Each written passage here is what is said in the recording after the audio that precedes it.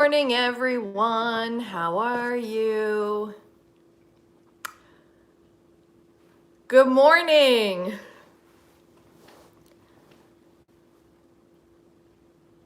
Is everyone here? I see. Oh, there you are. Good morning. Oh, hi, everyone. Hi, Donna. Hi, Andrea. Donna, what's going on?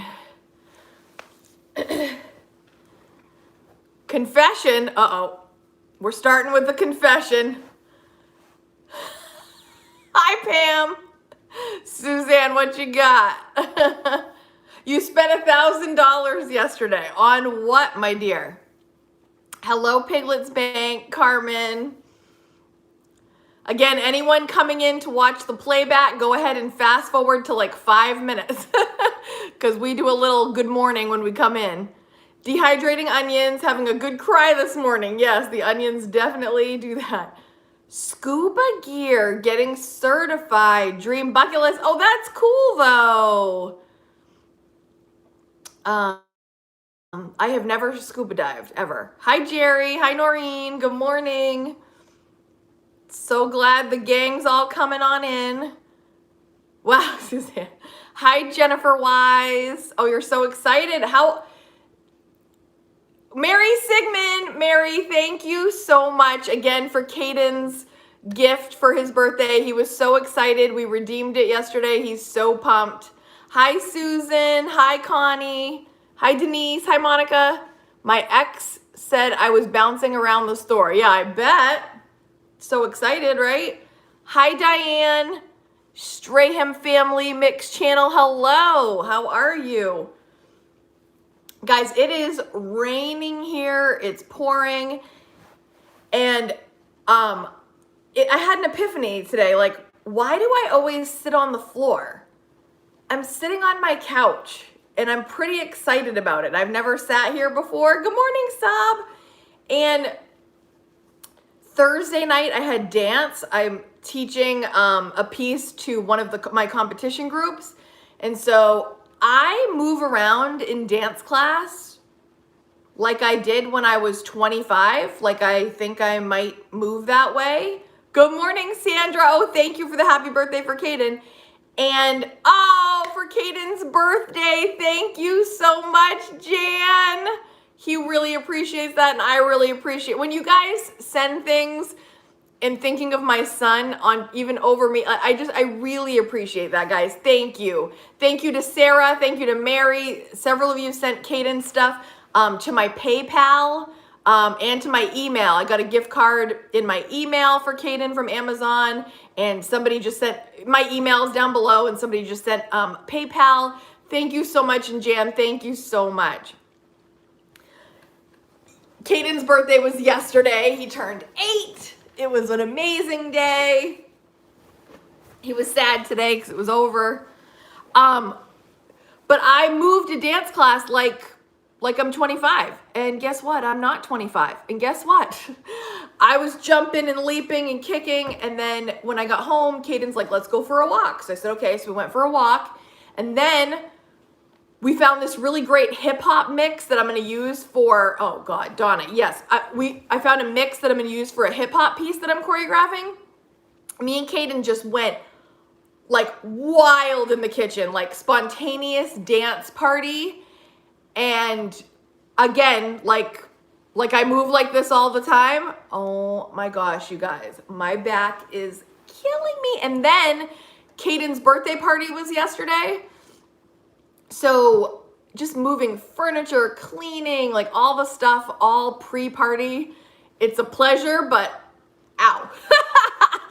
So anyway, I am just happy to be sitting here with you guys, drinking coffee, about to discuss this book, enjoying the rain, cozy in my K-Squad hoodie with my K-Squad. Kaden did have mint chocolate chip. We got mint chocolate chip because that's his favorite, and we got cookie dough. That's kind of up there for me and for others because a lot of people like cookie dough too. Okay, enough about me. Good morning, Granny Prepper. So have a relaxed morning, Kate. Thank you. Hi, Valerie. Chapters 5 and 6 today. I'm interested in what you guys think about this because it could be a touchy topic for some, talking about parents paying for their adult children's lifestyle. And that was part of it anyway. Good morning, Selena. And it was like, I'll tell you, when I first started reading it, I was kind of like, what's the word? Not sweating, but like I was kind of like, I had some thoughts about it. And I was like, oh, Kate, take your judgmental hat off and just read it. Read the facts and then go from there. That's what I was trying to do. All right, we ready to jump in it? Hi, Jeanette. Oh, I'm so happy to see you guys here. I'm always so thrilled to see you on a Sunday morning, that you took the time to hang out with us. You know, you're a grand rising. Woo, Mary Jane. All right. So the title of this chapter is Economic Outpatient Care. Now, if you recall, if you've been with me since the beginning of this, one of the factors of being a millionaire was, for many, for this book, for the research purposes of this book, number 4 was their parents did not provide economic outpatient care. What is economic outpatient care? The definition in this book is: economic outpatient care refers to the substantial economic gifts and acts of kindness, in quotes, some parents give their adult children and grandchildren. So, okay. So again, let me just say it again. Their parents did not provide economic outpatient care. Some people, I think, would think right away that they were given, people that are millionaires were given money from the start. But as far as this research goes, the ones that made it, the ones that became millionaires, were actually not given those gifts or acts of kindness, as they put it. So this chapter starts, I'm gonna read the beginning with you because I want you to feel what I was feeling. Maybe you don't feel the same way as I was feeling, but let me read it to you and you'll feel however you feel, okay? There was a letter to the authors. It says, Dear Dr. Stanley and Dr. Danko, I just finished reading an article about your research on millionaires. My wife has an overdue trust that her parents won't release. My mother-in-law keeps putting us off with paperwork. She seems determined not ever to release the trust to my wife. Is it possible that you have come in contact with my wife's family in your research? Her name is blank. Or perhaps you could suggest another source that would tell us how much is in the trust. Thank you, signed the person. Okay, so the author of this letter and his wife urgently need money. The writer, we'll call him Lamar, is the husband of a woman we will refer to her as Mary, who comes from a wealthy family. Mary receives more than $15,000 in cash gifts annually from her parents. She has received gifts of this type as well as other forms of help since she and Lamar got married nearly 30 years ago. So they got married 30 years ago, and annually she gets at least $15,000, that is reported. Today, she and her husband are in their early 50s. They live in a splendid neighborhood in a fine home. They are country club members. Both play tennis and golf. Both drive imported luxury cars. They wear fine clothes and are socially involved with several nonprofit organizations. They were previously active in raising money for the private schools their children attended. Both enjoy vintage wines, gourmet foods, entertaining, high quality jewelry, and foreign travel. Their neighbors think Lamar and Mary are wealthy. Some are firmly convinced that they are multimillionaires, but looks can be deceiving. They are not wealthy. Do they at least earn a high income? No. Neither the husband nor the wife earns a high income. Mary's a housewife, and Lamar is an administrator at the local college. Never in the couple's long marriage have the two ever had an earned income in excess of $60,000, even though they have a lifestyle similar to those with incomes at least twice theirs. Some may suggest that this couple does an outstanding job of budgeting and planning. How else can they live so high with so few dollars of income? But Lamar and Mary have never put a budget plan together in all the years they've been married.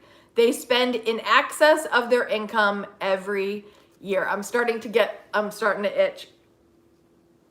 They also spend all the money Mary receives from her parents.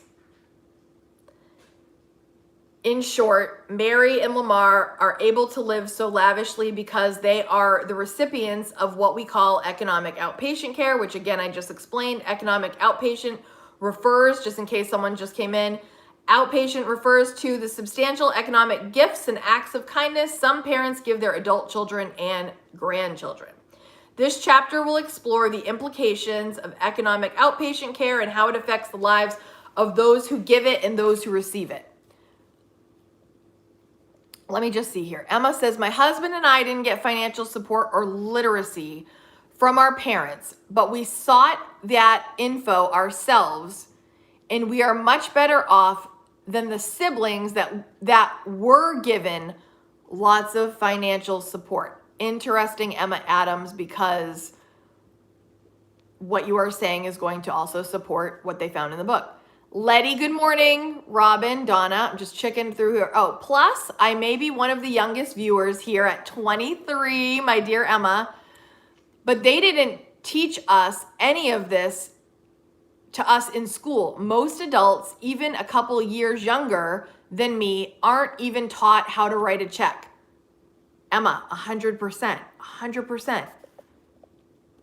Deborah agrees. Emma, you're so right. Emma, I'm so glad to see you here at 23, that you're interested in this topic. I'm like thrilled. I could just jump through the screen and give you a hug. I'm so glad you're here. Emma, I was thinking when my children are older to learn how to write a check. I'm not depending on the schools to do so. They won't. Schools don't teach how to balance a checkbook either. Right. Okay. So, let's continue. Before I continue, does anybody have, good morning, Paola. Does anybody have feelings when they're reading that? I had feelings when I was reading it. And I try to be as least judgy as possible, but like, did anybody have feelings they're willing to say in the comments while I was just reading that to you? How do you feel about Lamar and Mary? Hi, Donna. Yes, had feelings. Irritating is the word. Yes, just sad. Yeah. Wanted to vomit. Upsets me. Yeah, that's how it makes me feel. I mean, there's a couple ways. We know, obviously, the direction this is going, that in the end, well, I haven't even done all the support of it, but like some initial icky feelings might be like a little resentment, a little irritating, putting on airs to impress who, getting out we're just getting the feelings out. Like, we know that the people that are not given all this stuff will probably be better off in the end, but like part of you just don't like, I don't know what the word is that I'm feeling when I read it. But when I'm reading a lot of this chapter and seeing and hearing the gifts that are given, I'm like, I'm kind of be like, Must be nice. Mimi's like, oh, I was judgy as heck. So you're okay. Must be nice, right? Like, this is not part of my life right now, like at all. So like, wow, no appreciation for where the money comes from, just expecting it. Yes. My kids won't get much when I die. Donna, yeah, I mean, it's like, I don't know. There's feelings about it as I'm reading it. I'm kind of just like, enabling is damaging. Yes. Okay, so the EOC, which is the economic outpatient care, many of today's distributors of the economic outpatient care demonstrated significant skill at accumulating wealth early in their lives. They're generally frugal, the distributors of it, so the ones that are giving it. They're generally frugal with regard to their own consumption and lifestyle, but some are not nearly as frugal when it comes to providing their children and grandchildren with acts of kindness. These parents feel compelled, even obligated, to provide economic support for their adult children and their families. What's the result of this? Those parents who provide certain forms of EOC have significantly less wealth than those parents within the same age, income, and occupational cohorts whose adult children are economically independent. When I'm reading that, I'm just thinking, I would never want to do that to my parents. Because if my parents had it, I guarantee they would give it. And if they gave it, what position does that put them in? And how would I be now if my parents had actually just given it to me? Do you guys need more light?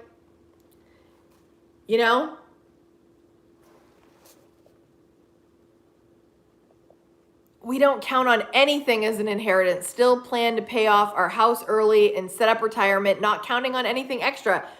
Emma, I think that's such a great mindset. You don't expect anything, but if you ever got it, great, and you'd put it to good use, but you're not expecting anything.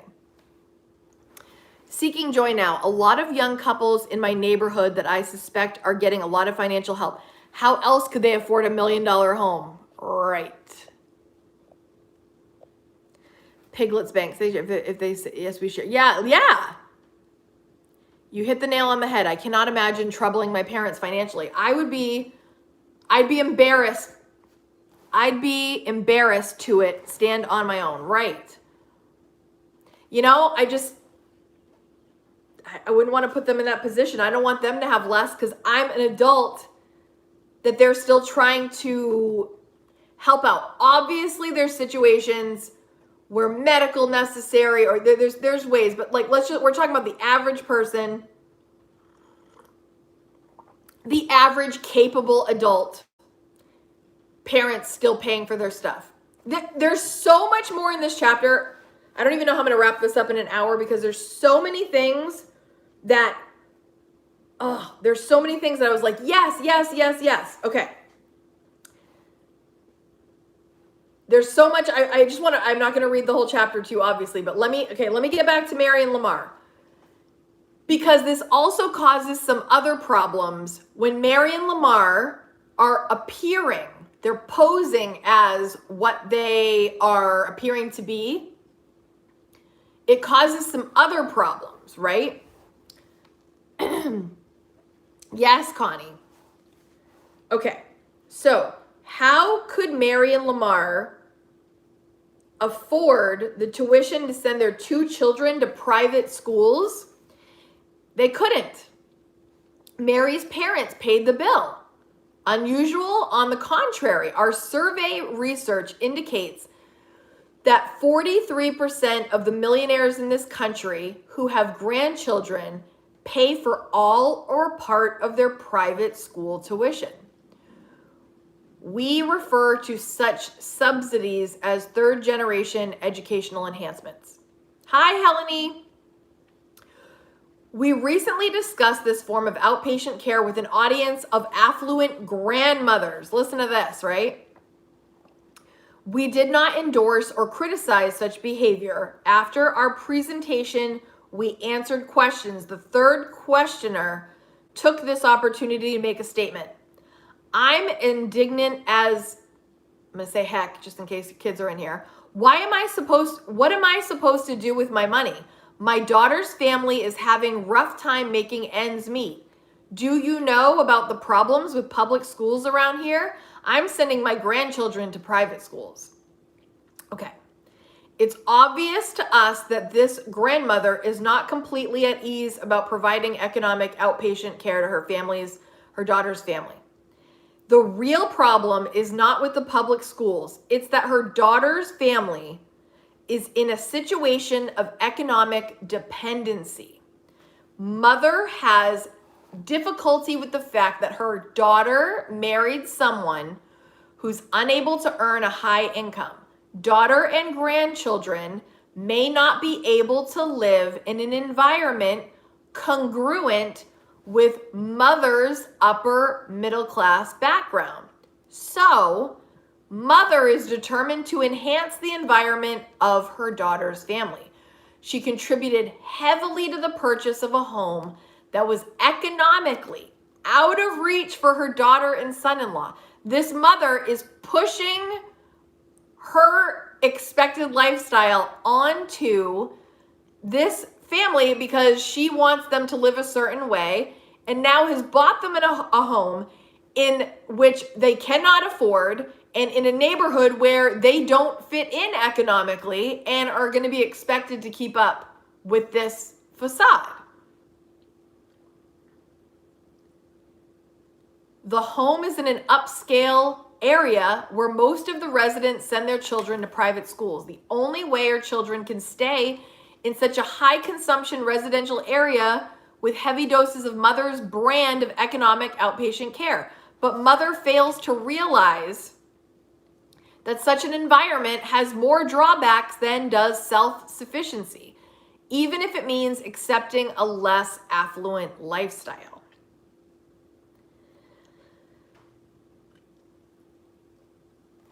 Let me just read what you're...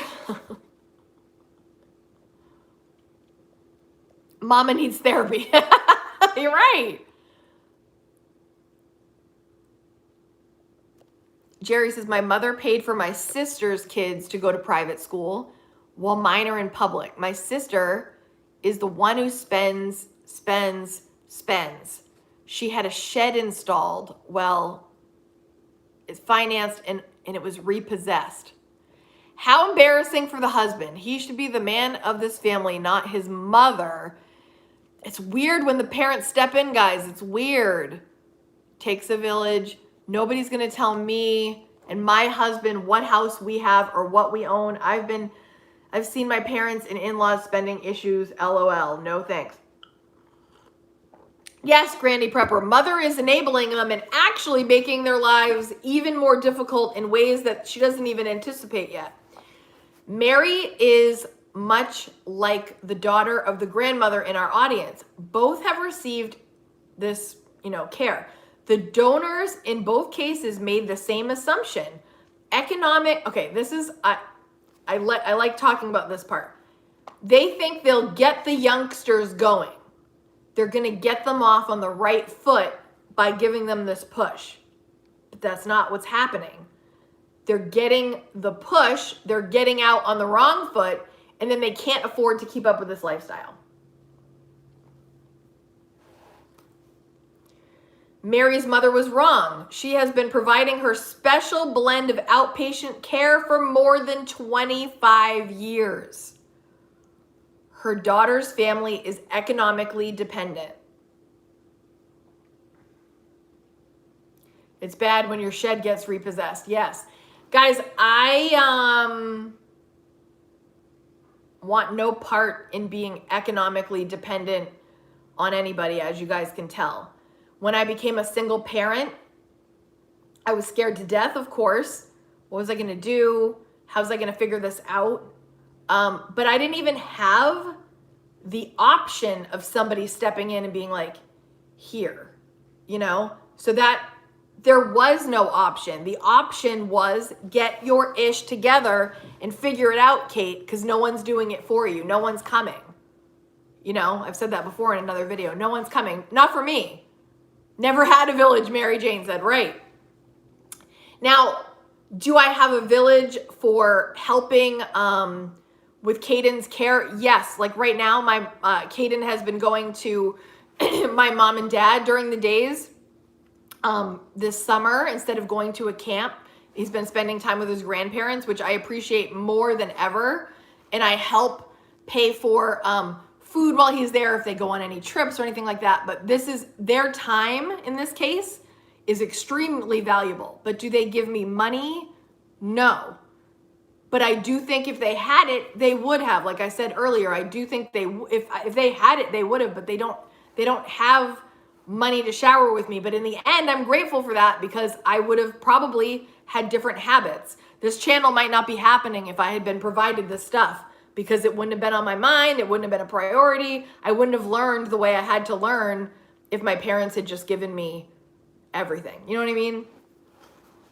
I know a lot of you are similar. Now listen, if you're watching this right now and your parents do provide stuff, I hope that you're using it wisely. You know what I mean? If my parents all of a sudden inherited money and were like, hey, this is for you, I wouldn't be like, no, please don't give me that. I want to provide for me and Kaden, but I want to do everything as much myself. But if they were all of a sudden to give me money, I would use it wisely, you know? Like I wouldn't waste it because now I know the value of $1.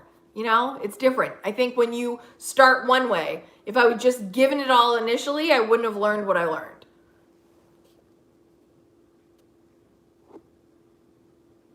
Donna says, I have spent many hours babysitting the grandkids, was happy to do it. Kaden doesn't even have kids yet. Obviously, he's 8 years old, but I have a feeling when he is older and if he chooses to have children, I will be obsessed with them. I'm already obsessed with them and they're not even born yet. I think there's a balance there, Kate, like you said, totally. Nice. Okay. Oh God, they're so, okay.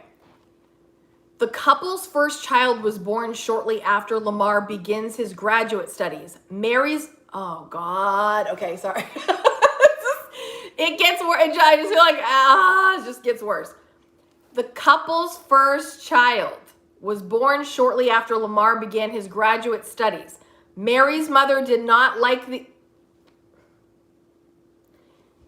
Mary's mother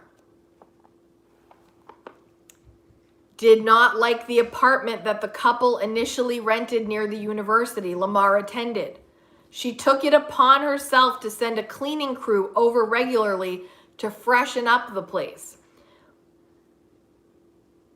But in her mind, this was not the ideal environment for her daughter's family, so mother offered to help the couple buy a home. Wait, we have a special guest real quick, guys. Come here. Come here, come here. Look who's here.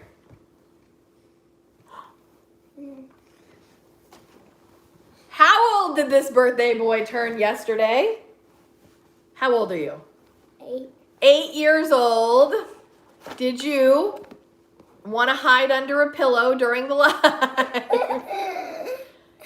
Oh, look at this. Look, happy birthday. Happy birthday. They're saying, hello, Kaden. What do you say? How was your day yesterday? Good. It was good. Amazing. Amazing. 8 years old. Yep, it was a really great day. And now we got no birthdays for a little bit, but that's okay, right? I guess. I guess so. All right. 8 years old, the big 8.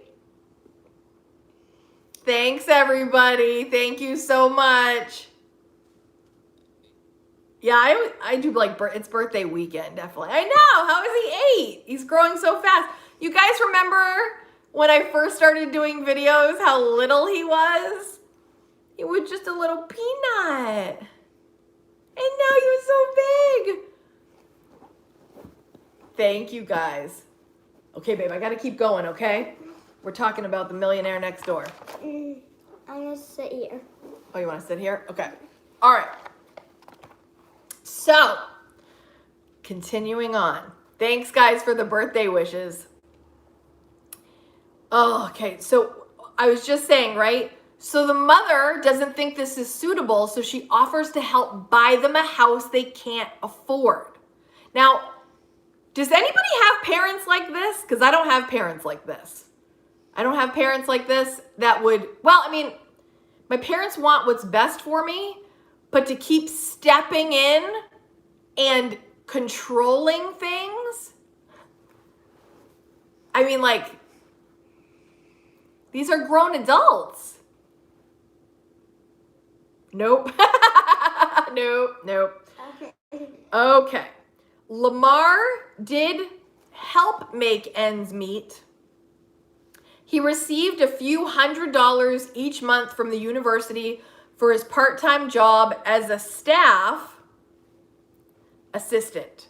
Mary did not work at the time. In fact, she was a full-time housewife through her entire marriage. Mary's mother placed a sizable down payment on the couple's home, nearly 59%. Affluent parents who have adult children tell us that they've provided their children with financial assistance in purchasing a home. I did not receive the same help. This type of support is pure poison for an adult relationship. That, well said.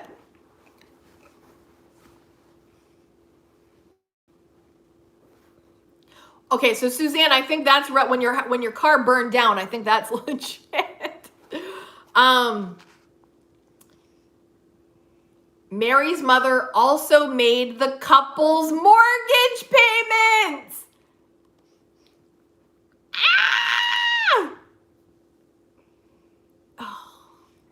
Note that 17% of the millionaires we have interviewed indicated that they have such payments. They have made such payments. Inappropriate. I can't relive this chapter. Jerry, I know. I felt the same way. As I'm reading it, I'm itching, I'm sweating. I'm like, what is happening? Even though it's very common in like amongst the affluent, supposedly, as they say. But I'm like, what? Okay, so it says, initially, Mary's mother was to provide these funds as an interest-free loan, but eventually, the loan was converted to a more conventional type. Forgiveness loans are considered to be quite conventional among recipients of economic outpatient care. 61% of America's affluent have provided such loans to their adult children. What happened when the couple traded up to a more expensive home? Mary's mother once again subsidized the purchase. Eventually, the couple moved to their current residence. Once again, economic outpatient care was part of the purchase. Lamar spent, oh God, okay, so this is more.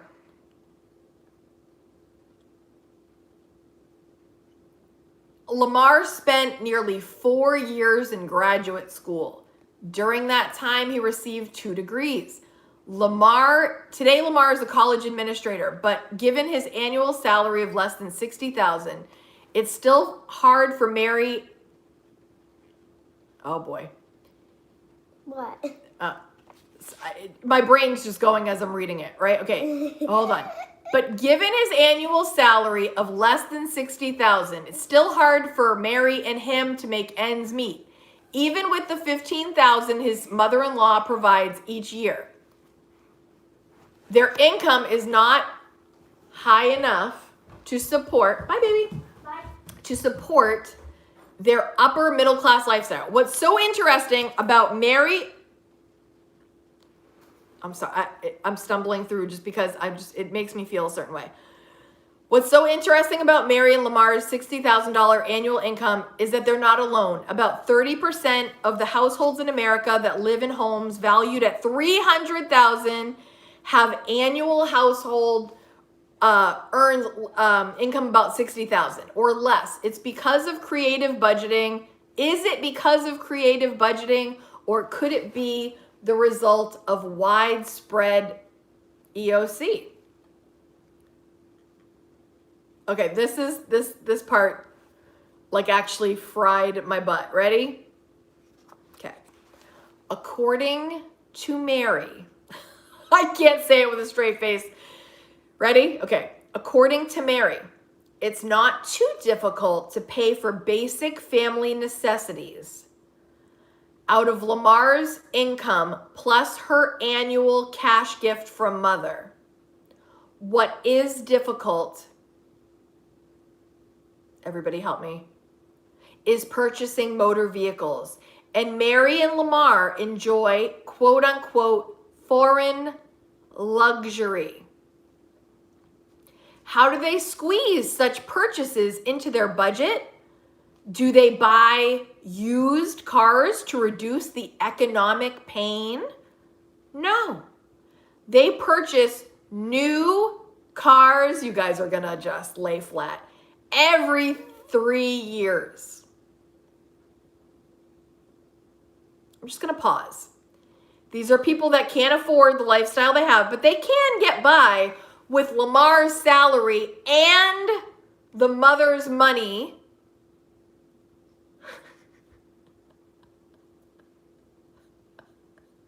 Denise, this is killing me. Me too, it's killing me. Okay, but it's not enough to finance their habit of needing a new car every 3 years when there's nothing wrong with the car. It's their taste for foreign luxury.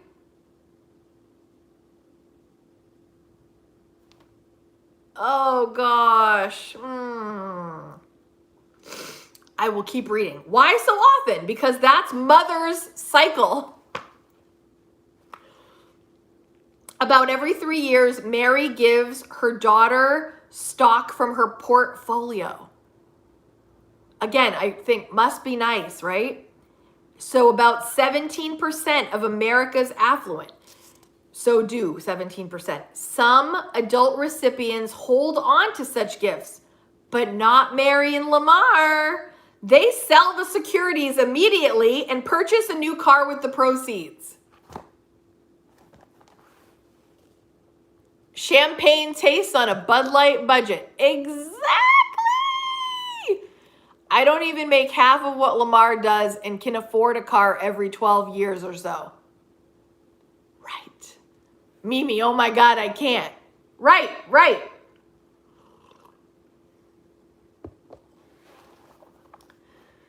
Okay. But what will happen to Mary and Lamar after mother is no longer alive? Obviously, this is a major concern to this couple. Obviously, this is a major concern. Unfortunately, we're not fortune tellers, so we're not able to tell how much mother had in trust for their daughter. Hi, Kate. If one of the FL goals is generational wealth, then how do you address this issue? If we're able to accomplish this, then our kids will be in this circumstance. Right. So many personalities in every family. Some are not emotionally or psychologically well. Crazy. My car gets paid off next month and I'm planning on driving that baby to the ground. That's how I feel about my current car right now. I will drive it until it drives no longer. Okay, so it says, what's wrong with this picture? What's wrong with this picture? We've been talking about it for the last 40 minutes. Oh my God, you guys. We've been talking about this for There's so much wrong with this picture. I need a video just for this one chapter, but all right, let's keep going. All right, let me try to fast forward this. So what ends up happening is Lamar and Mimi, they're living in this lavish lifestyle. New neighbors are moving into their neighborhood. This part really irks me too. All right, I'm not going to skip over it. Ready? Adults, okay, so what's wrong with this picture, right? Adults who sit around waiting for the next dose of their outpatient care typically are not very productive. Now, this is not everybody, but this is what the book is saying. This is what the book is sharing. Cash gifts are too often earmarked for consumption and the support of an unrealistically high lifestyle. This is precisely what happened to Mary and Lamar. Their household's annual income of $60,000 is the same amount a blue-collar couple in their county earned with overtime. Both the man and woman drive buses for a living, yet they have a more realistic view of who they are and what they have achieved. Conversely, Mary and Lamar are living in fantasy land, displaying upper middle class status in their socioeconomic goal in life. Does this mean that all adult children of affluent parents are destined to become Marys and Lamars? Absolutely not. Absolutely not. In fact, stated as a statistical probability, the more wealth parents accumulate, the more economically disciplined their adult children are likely to be. Note that America's millionaires are more than 5 times more likely than the average household to have a son or daughter graduate from medical school. They are more than 4 to 5 times more likely to have a child who is a law graduate. Paying for an education is the equivalent to teaching your children how to fish. Mary's mother taught her daughter and son-in-law something else. She taught them how to spend. She taught them to look upon her as a fish dispensing machine. There are many forms of economic outpatient care. Some have strong positive influence on the productivity of the recipients. These include subsidizing your children's education and, more importantly, earmarking gifts so they can start or enhance a business. Many self-made millionaires know this intuitively. Unlike Mary's mother, they prefer to give their offspring private stock, which cannot be readily traded in for new foreign luxury automobiles. Conversely, what's the effect of cash gifts that are knowingly earmarked for consumption and propping up a certain lifestyle? We find, this is in italics, that the giving of such gifts is the single most significant factor that explains lack of productivity among the adult children of the affluent.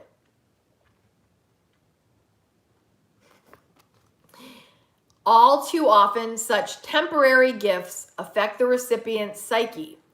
Cash gifts earmarked for consumption dampens one's initiative and productivity. They become habit forming. These gifts then must be extended throughout most of the recipient's life.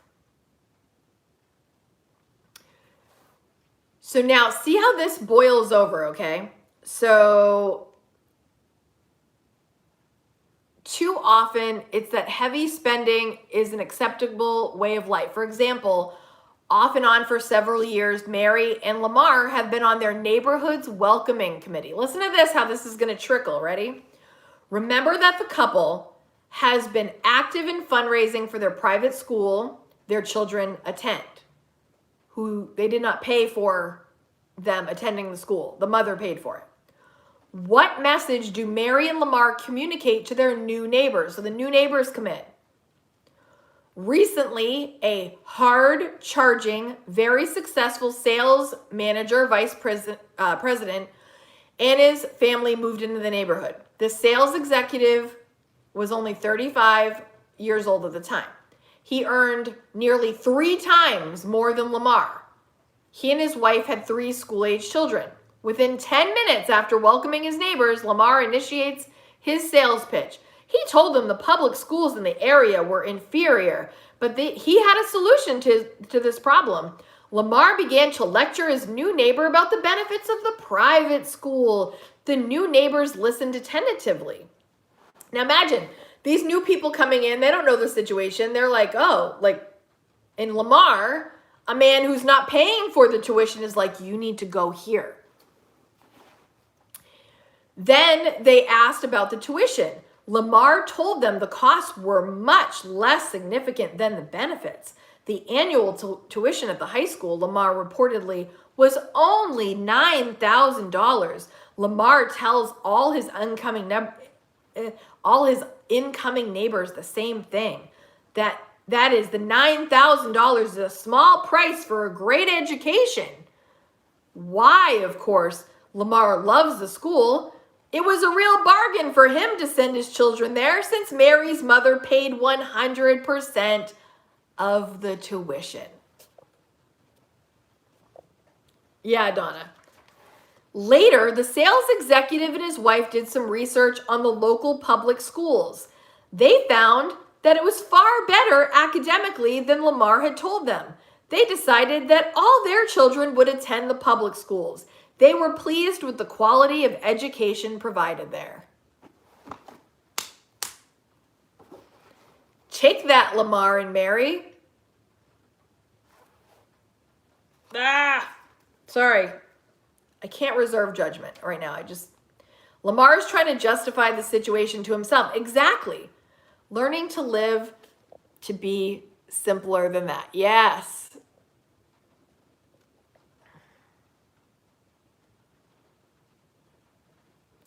Emma says, went to a private school half my life. Honestly, preferred public schools. If you can't afford private, you can supplement certain teachings at home, like finance or extracurriculars. Right. Education begins at home. Right. But it's just so irritating, right? That they're like, oh, you need to go to private school. It's far better, when it's not necessarily. And you're not even paying for it, Lamar, you know? Ugh. Well, I could talk about them for days. You may ask, will I spoil my adult children if I give them cash gifts? There's more about this, right? Okay. So these are the recommendations. I'm going to kind of fly through them because I got to keep moving. These were the findings, right? How can one explain this? To do so, it's important first to explain why most gift givers in general have a lower propensity to accumulate wealth than the non-receivers. Okay, so right, Helene, right. They're not even using, okay. So giving precipitates more consumption than saving and investing. So when you're giving these people gifts, the economic outpatient care, it precipitates more consumption than saving and investing. These people that are on the receiving ends of these gifts are not saving and investing, they're spending. That's the findings of this book. Number 2, gift receivers in general never fully distinguish between their wealth and the wealth of their gift-giving parents. Number 3, gift receivers are significantly more dependent on credit than non-receivers. Number 4, receivers of gifts invest much less money than do non-receivers. Then there's a case study, but I've got to move on to the next chapter. So, there's a lot in that one. There's a lot.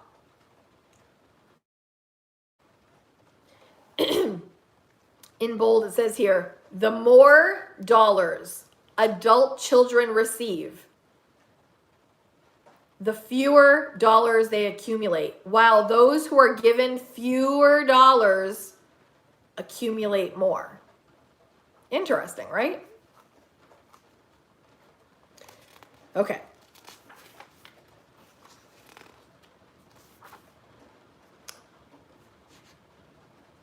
Yeah, okay. Oh. Actually, I do want to say this last part of the end of this chapter.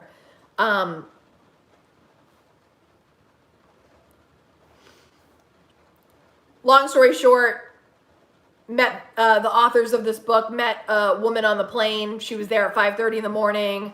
She was boarding an early flight. Although the plane had room for more than 100 passengers, only about 20 were on board. He was wondering why she was doing this. Turns out the woman's husband left her for his secretary with like a note, like a real whatever. So how did Laura, a housewife with 3 small children, respond to this information? She was determined not to return to her old job as a high school teacher, nor would she ever ask her well-to-do parents for economic support. She had grown up in an environment that nurtured independence and discipline. She wondered what she would do with an undergraduate and a master's degree in English literature. She discovered that people with her educational background were in great supply and reasoned that her income from her teaching, editing, and writing jobs were not likely to be enough to support her family's current lifestyle. So she discussed various employment opportunities with several enlightened business owners in the community. After these discussions, she decided to try real estate.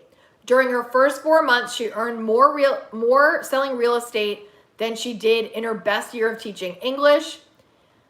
I know what you want to ask Laura, the factors she feels contributed to her success. She told me this: it's amazing what you can do when you set your mind to it.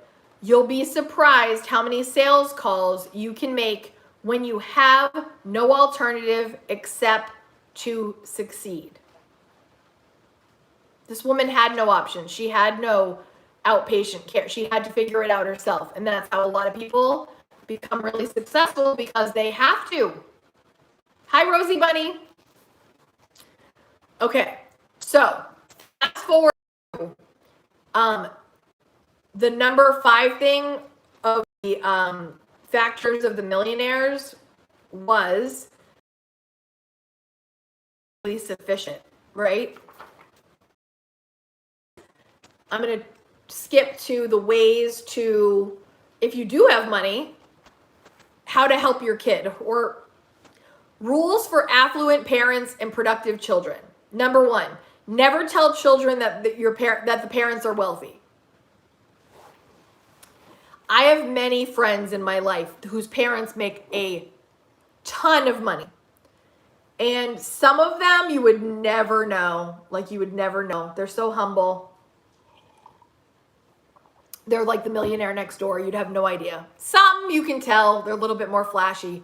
But some, like, you would have no... Well, actually, let me just share really quickly. When I was growing up, my best friend, family had a lot of money. And at first, I had no idea. And then later on, I found out that they did, but it didn't mean anything to me. When you're a kid, you're like, so? Not important.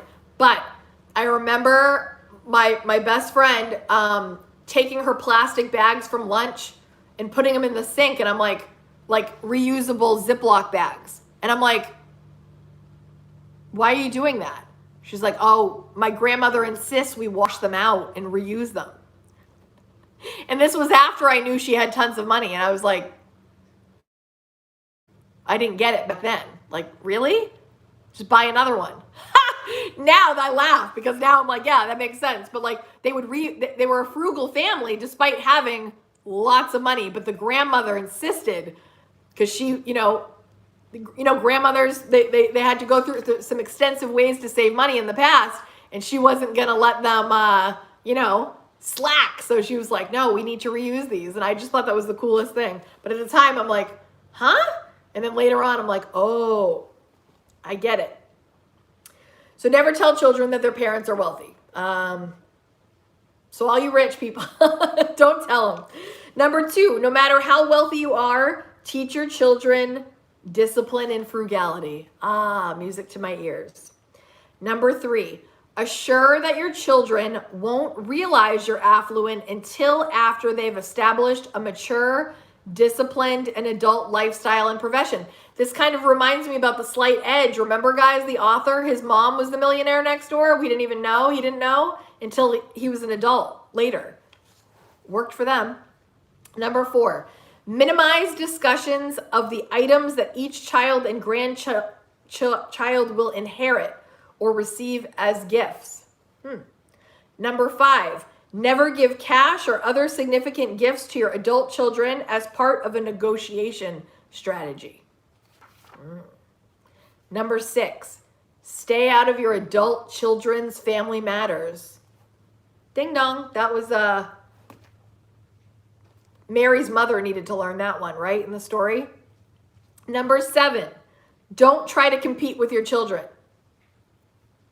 Number 8, always remember that your children are individuals. Number 9, emphasize your children's achievements, no matter how small, not their or your symbols of success. Yes. And number 10, tell your children that there are a lot of things more valuable than money.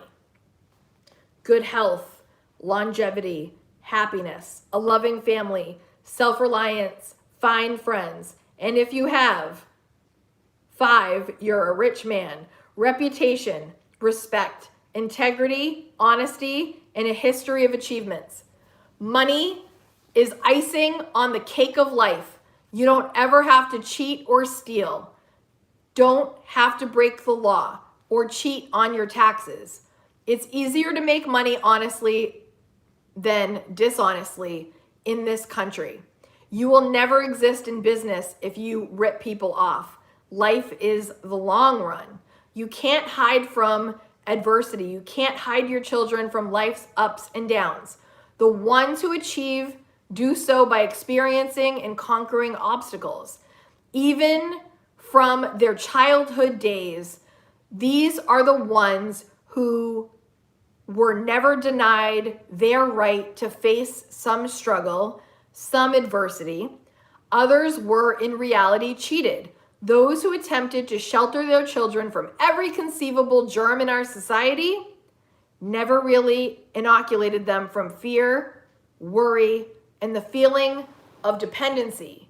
Not at all. Good morning, Backroad Money.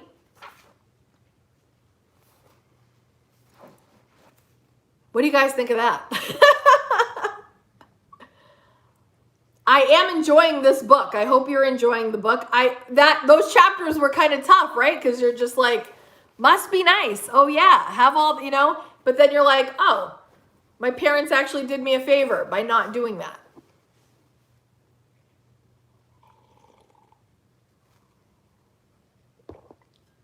Yeah, just have good advice, definitely. My husband's family are not well off, but they usually help out the ones with less and know that person is always asking for help and didn't like to work. It doesn't only happen with wealthy people. True. Totally, Letty. Yes. My parents just successfully retired and they are the millionaires next door. They have always been frugal and encourage us to do so. Never into any type of ostentatious consumption. That's awesome, Miss Shadow Llama. That's so great. Aren't you so proud of your parents? Donna, a lot of eye rolls. Yes, a lot of eye rolls. And I don't like to be that person, but I'm human and I did a lot of eye rolling. Come here, Buns. Come on. Come on. Come on. Come here. Come here. He's like, I'm going to scratch the couch instead of jumping up. Come here. Come here. Come on. Come on.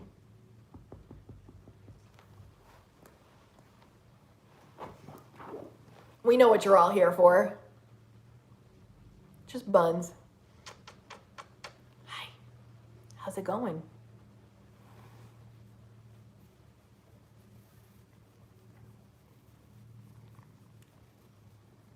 Oh, can you hear him purring?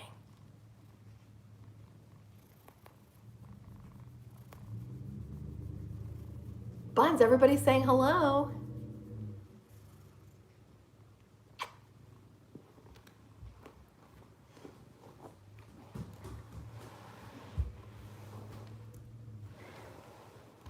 Yeah, Buns.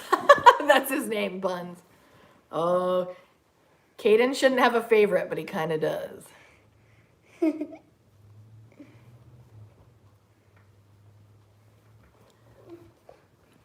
On a different note, why is your couch here and not in the living room?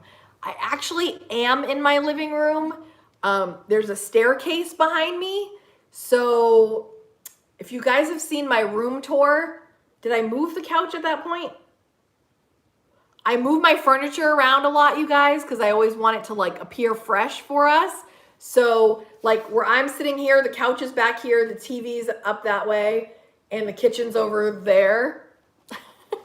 Well, I'm never sitting, like oh, you might have missed at the beginning. I'm never sitting on the couch. I'm always sitting on the floor in my videos. And I was just like, why? Let's sit up here. Good idea, Mama.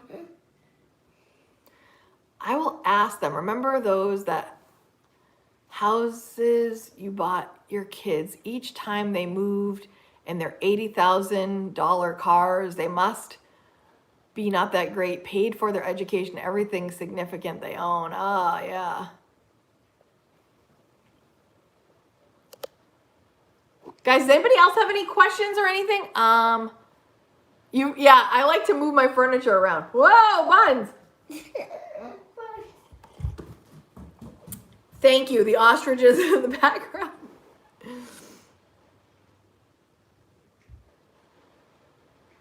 Oh, yeah. Oh, Buns. Where's Buns? He's over there. You want to grab him? I didn't even notice him there. He was so hidden. The ostriches, if you've never heard this story before, we were looking for art in our old house. We were. Guys, I'm just going to hang out for a couple minutes if anybody wants to hang out and chat with me. I know some of you got places to go. Okay, bye, Suzanne. But if anyone wants to just hang out with us for a few minutes, I'm going to hang on a little longer. We were looking for art that we liked. And we were at TJ Maxx. No, Home Goods. TJ Maxx, Home Goods. One of those. I don't even know. I think it was Home Goods. And we were like, we need a piece of art. And we're like, I said, Kaden, the way you pick art is to find something that you really feel happy to look at. Like when you see it, it makes you feel a certain way, like a good way. So we looked at all the art and we saw these ostriches, and we were like, we looked at them and I'm like, I kind of want them. And he's like, I kind of do too. I'm like, let's look at everything first, make sure. We looked at everything, and then at the end, I'm like, which one did you like? And he's like, I want the ostriches. I was like, me too. Because there's like one with a crown, one with a hat, and the other one's got sunglasses, and they're just. It was like the cool kid. Yeah, and it just made us feel happy. It's funny. What was your greatest motivator to keep paying off debt? Almost halfway on my house. Monica, my greatest motivation, how do I say this? I do not enjoy having debt. When I realized, okay, I told you guys the first time I listened to Dave Ramsey's Total Money Makeover, and when I realized the wealth that eventually could be accumulated when I didn't have those payments, it was like light bulbs going off, like, oh my gosh. Like the first thing that I paid off, I told you guys, when I first listened to Dave Ramsey, I didn't have any credit card debt. Honey, I'd already paid off everything. All I had left was my car payment, and at the time I was renting. The face I made. When I realized like that $300 I could use for other stuff instead of the car, I was like, oh my gosh, that would be amazing. I would love that. And so the car getting paid off, when I paid off that car, if you've never seen that video, type in Kaden paying off car. I was so determined. I wanted that debt gone. And when it was gone, it felt so great. And then I had $300 in my pocket every month that I could use. And now the house, I am so happy here. Honey, I'm so happy here. We're so happy here. It's like the best decision I ever made. But now I want to tackle that house. I'm tackling the house. But you know what? I was just going to talk about this in another video, but it's crazy. The first year you own a home, how little is going toward the principal. It sucks.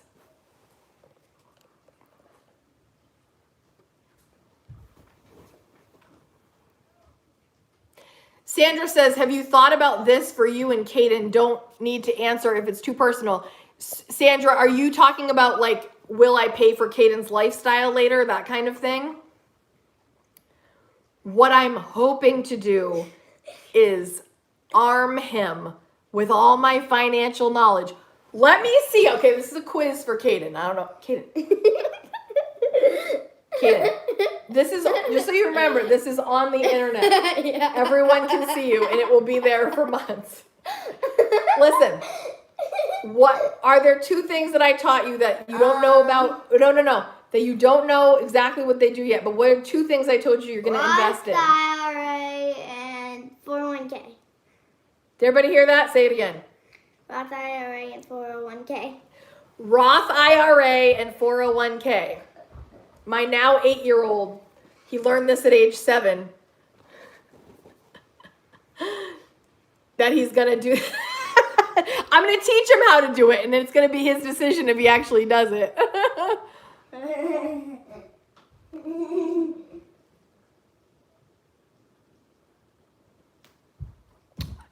That's a good question, Helene. She says, would you be able to make a video about finding the balance between paying the mortgage and investing, because owning a home is also an asset that will grow?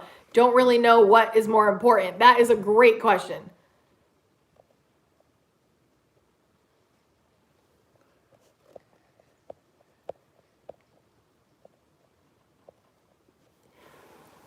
I'm hoping to arm him with hopefully wise financial advice. All the stuff that I have learned since this channel, I didn't know any of this.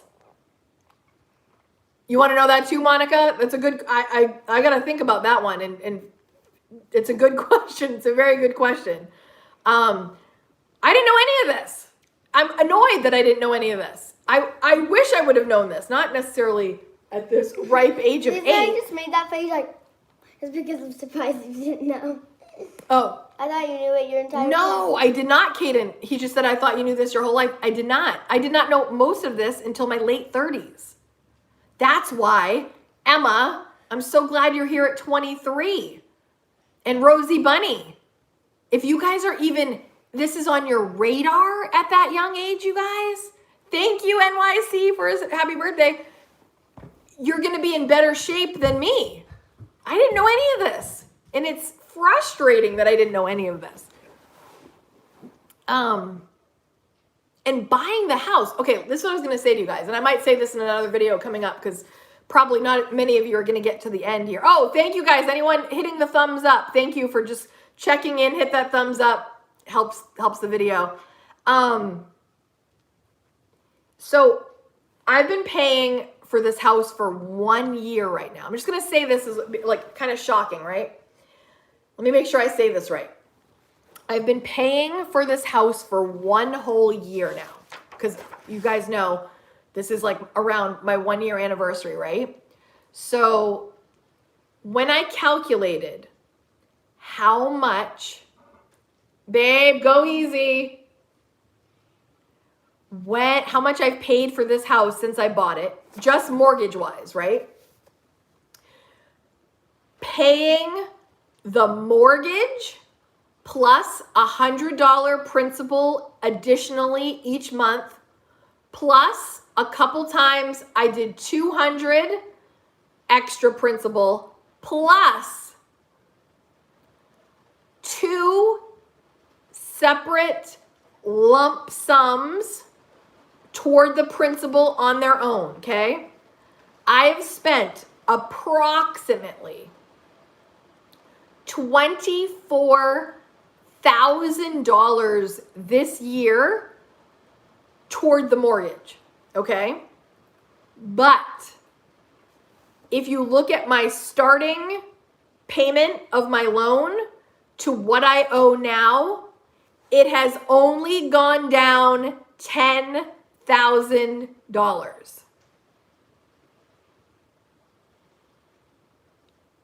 It is what it is, but right? What are you guys saying? We didn't have YouTube in our 30s, right? Oh my gosh.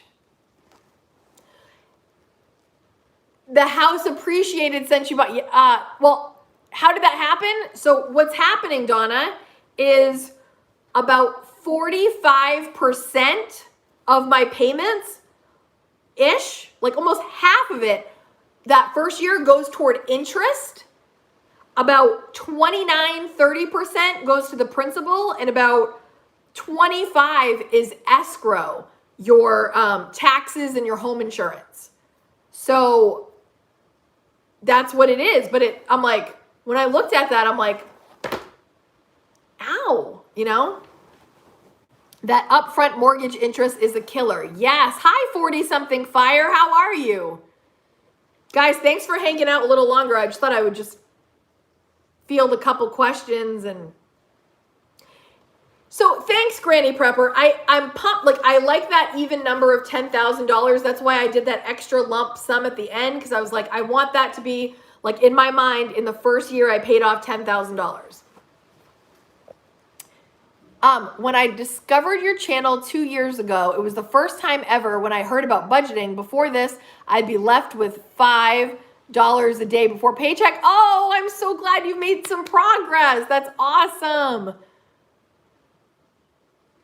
Yeah, that's what I did, Donna. Every time I made an extra payment, it was toward principal only. Oh, how's my new job going, Connie? It is awesome. I am so happy with this decision. I'm in a very happy place at work. The people are very happy. They're very kind. I laugh all day long. Thank you, Lord, for this job. Seriously, like they're amazing.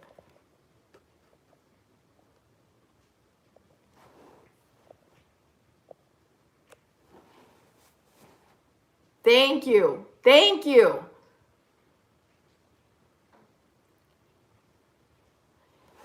So yeah, that was like a little shocking when I did the math. I was like, oh, huh, but that's good. I mean, I'm excited about it, but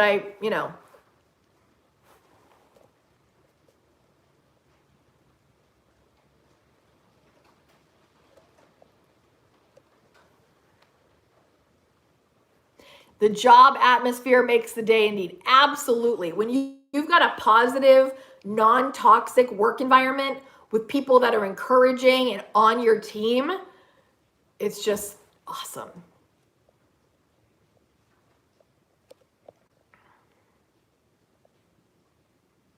Right. So the $10,000 was right. So all that other stuff was going toward all the other stuff, but my actual loan is $10,000 less of principal, like of the full balance. Yeah. Thank you.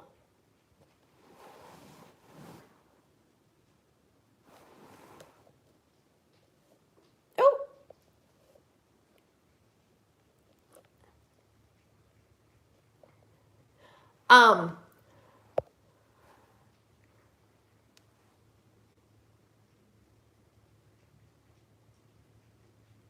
Yes. Is the job about the same as your, yes. Yes, it is about the same, very similar. And the other positive thing is,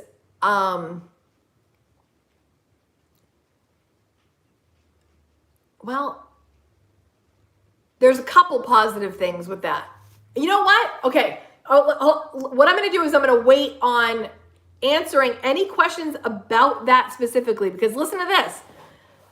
I started in July, but the way when I came in and the way it fell, I have not gotten my first paycheck yet. My first paycheck will be this coming Wednesday. So I need to look at the slip and see, as far as retirement, as far as health insurance, how this actually comes out, and is it actually slightly in my favor, about the same, or slightly under. It's going to be very close, but I'm curious as when I get that. But I haven't actually gotten my first paycheck. So, which also is just a side comment. Thank goodness I have an emergency fund. This is not emergency, and I'm good, but like I have not gotten a paycheck besides my YouTube revenue in the month of July, because my last paycheck at my other job was at the last week of June. So luckily I had prepared. I knew it was coming. I knew I wouldn't be getting a paycheck. And so everything's all set. But I have not gotten a paycheck at all from my new job yet, but I'll be getting it on Wednesday. So I'm very curious to look at the details of it because there's a couple different things. I'll get into it. You know what? When I get it, I'll go over the details so you guys can like hear the full story, because I don't want to say the wrong thing yet, because my retirement's switching up. The retirement plan I was doing is switching up. All that. That's why it's good to have a buffer amount saved. If anything, I wouldn't have had to panic because I have my budget buffer. Thanks, Piglets Bank. But I know it's going to be in my favor, at least very close, because I had done what I could of the math. The actual specifics will be interesting to see with the whole thing.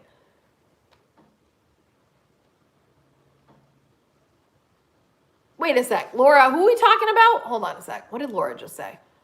Laura just said, Kate, she picked out her wedding dress. I was able to put 60% out of my budget. She was surprised that I did that. Wait, Laura, who's getting married? What did I just miss? Oh, Lord. Hold on. Laura, who's getting married?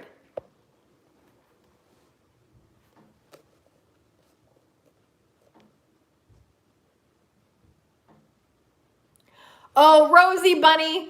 Yes, I always start. So calendar-wise, Sunday is the start, but I kind of think of it more like Monday. I feel like Sunday for me is the end, but however you want to look at that.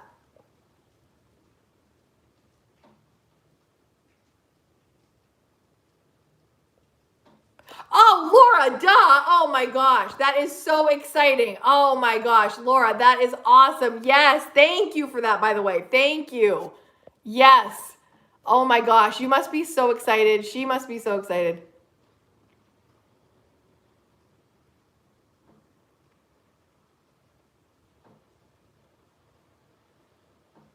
Yeah, Emma.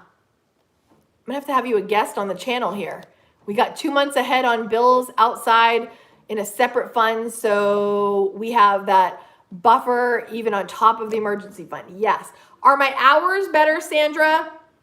By a half an hour, yes. Bye, Carmen. Laura, how are you doing with it all? That is just so... Laura, where in the world are you again? Are you... Where in the world are you? What state are you in, if you don't mind sharing? You don't have to share.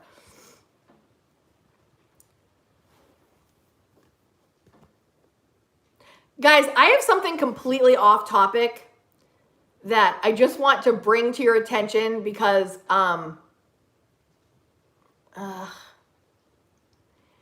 it's something that I saw on the news. Well, it's actually something I saw on TikTok, and it was so disturbing. And I'm going to be very vague in this, but on your own, look it up. There was this TikTok. It's about safety, and this has nothing to do with anything on this channel. But you know, sometimes when you see something, I'm going to warn you, if you watch the video that I'm going to refer to, you can't unsee it. Rosie Bunny, I know you're a little younger, so maybe you don't watch that. Rosie Bunny, anybody above 18. But Rosie, I don't know. Valerie, you decide with that, of course. But there was this video that I saw on TikTok. And it was a man coming to a door, okay? And they had a Ring camera. Has anybody heard of those Ring security cameras? This strange man came up to a door and he's talking to himself. Does anyone actually know what I'm talking about? Oh, so Donna, you can look this up on YouTube, and you actually could look it up probably on Google, because I think it's hit national news now. So maybe some of you have heard it. There was a man that showed up at this person's door and was knocking and trying to get in. Good. Oh, good, Rosie Bunny. And the man came with bad intentions, okay? And at first he's talking. So this is what you will look up. Amanda Nowak, Nowack. Amanda Nowak. If you write Amanda Nowak, Las Vegas, this will pop up. And she did not answer. She hid in her house. She did not respond. The whole time you're listening to this man talking, he's not talking to anyone. No one's there. She's not responding. It looks like he's talking to her and he can hear her. She has not said a peep. The whole time he is talking to himself. And at the end, I don't know if she called her husband, and the husband said he was about to walk away, but this guy is knocking. He's having this really crazy conversation because she's not there. She's not responding. And he's about to walk away, and the husband, I don't know if he was on the phone, he was like, "What are you doing here?" But he wasn't there. She was home alone. He turns around, he gets in the camera. She did call 911. And he says what he's there for. And it is the most once you see it, you can't unsee it. The most bone-chilling response. His voice actually changes from when he's having this weird conversation at the door and when the husband calls him out. It's the most disturbing thing ever. Like what he says. I don't even know if it'll say what it says, but you can imagine the worst thing that he would probably do. Now what's even worse about this is, yes. And then he walks away. So she's safe. Nothing happened. And my understanding is that because they had him on camera, they have arrested this gentleman. But my whole message here is just lock your doors anyway. Lock your doors. Lock your doors. Because if she had opened the door, he says in the video what he was planning to do. And he was carrying the things to do it with him. I will leave it at that. Amanda Nowak, Las Vegas. When I saw the post, I knew the girl's name. I'm like, wait a minute, I know her. I have a friend who is friends with this person. And I was like, oh my gosh. So just, I thought about it way too much since last night. It's bone chilling. It's creepy. And creepy is not even the word. Terrifying is the word. It really is. So just keep your doors locked. Be safe. I don't know. It was a weird thing. I can't stop thinking about it. Yeah, keep your doors locked. Kaden, keep your doors locked. Okay. Now I That's feel the like I'm message. going to get the creeps because we said that. You don't even know. You didn't even see the video. So, but just always lock your doors is my thing. All right. I think I'm gonna go. Are you getting hungry? Kinda. I think I'm ready for lunch. I've also got to film some videos today. Yeah, don't watch but just lock your door and don't watch it. If you're interested, watch it. But if you're not, don't. Yeah. Situation awareness at all times. Yes. Just lock them. Because the difference between if she had forgotten and her locking it could have been a big difference.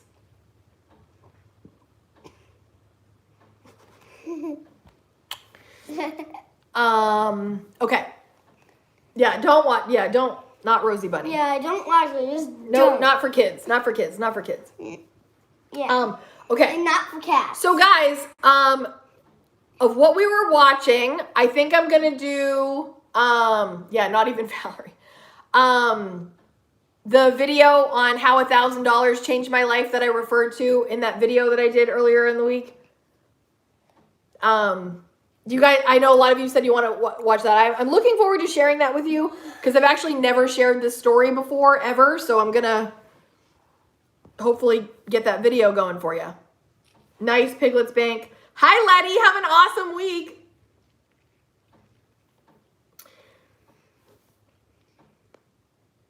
Okay. Oh, good. I look forward to sharing it with you, but it's kind of personal because I've never shared the story, and I'm happy to share it because I just think sometimes people think that $1,000 is not enough for things, and in some cases, $1,000 can change things. So I just wanted to share that with you. And lock your doors. And lock your doors. Mary Jane, you had 3 break-ins, keep windows locked too. Yes. Whoa, that's Oh, crazy. thank you, Sandra. I have 3 windows broken or something. Valerie said I could really use that right now, right?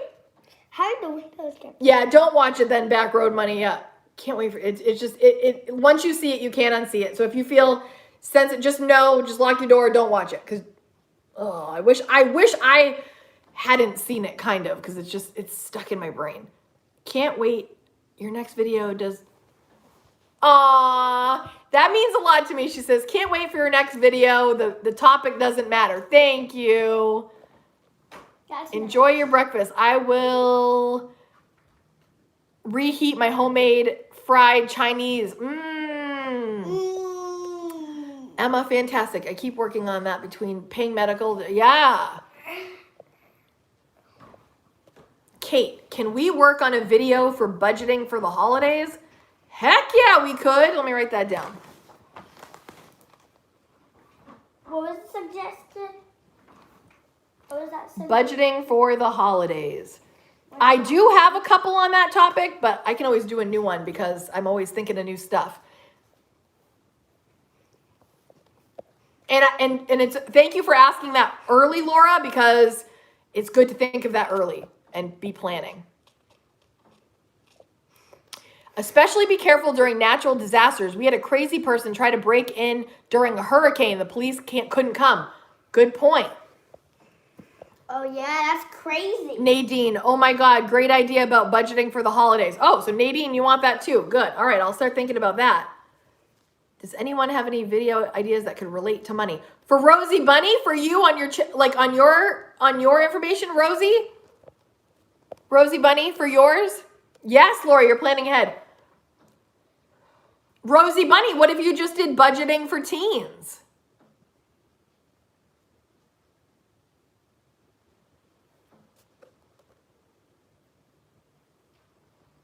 Oh, because I might want, Rosie Bunny, did you watch my video that is my biggest mistakes in my 20s? I know you're not in your 20s yet, but it talks about like to the younger people that I wish I knew when I was in my 20s. And remember, still, it said lock your doors, windows, and everything. That's right. Maybe even shut the blinds. Or like the Sandra says, yes, you've got a Christmas in July video. Yeah, if you guys type in Kaden Christmas in July, you could get started with watching that one for sure in the meantime. And make your windows covered so they don't know if we're here or not. Yeah. Maybe.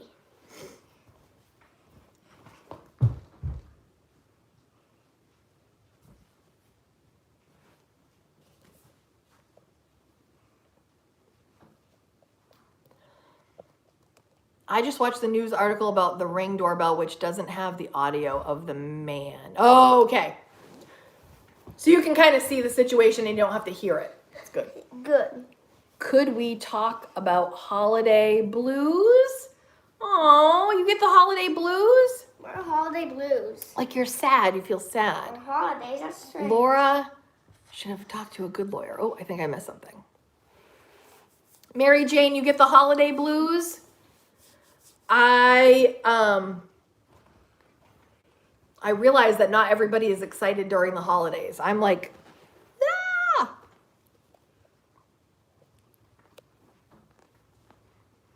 I mean, I'm just like you, Mom. Nadine says, for Rosie Bunny, here's an idea because you're in a different age group than most of us. Why not talk about saving while you're in your teens and how compound interest will affect that saved money over time? That's a great idea. If you start saving your money now, Rosie Bunny, oh my gosh, you will be the millionaire next door. Have a great Sunday. Bye, 40-something fire. Kaden will be able easily fill in one day able to step up. He's great speaker to the camera. Thank you. I'll just have him do my videos sometimes. Hey. All right. We're going to go eat some food now because it is time to eat. Thank you, Mystic Love Bug. Okay. All right. So this little dude's 8. It was great. 8 is great. 8 is great. 8 is straight. 8 is great. Straight. Karen, thank you so much for being here. I went way longer than I normally do, but you know, sometimes we just gotta chat. We gotta chit chat. Chat. Chit chat. All right, we're gonna go eat. I love you guys. I am hoping to make videos later this afternoon. Might be a little bit harder because we got a little peanut here that we also want to play, so we'll figure it out though. All right, love you guys. See you next time. Next week, we're finishing the book. Bada bing, bada boom, we'll be done. Okay? One more time. Chapters 7 and 8. And then after in August, we are starting The Power of Now. The link is in the description. Hey, Rochelle Thundercloud. Hey. Are you going to go or just going to... Okay, all right. Okay. Bye, guys. See you next time. Where's the end button here? See you next book club. How do we get out of here? Stay Okay. safe.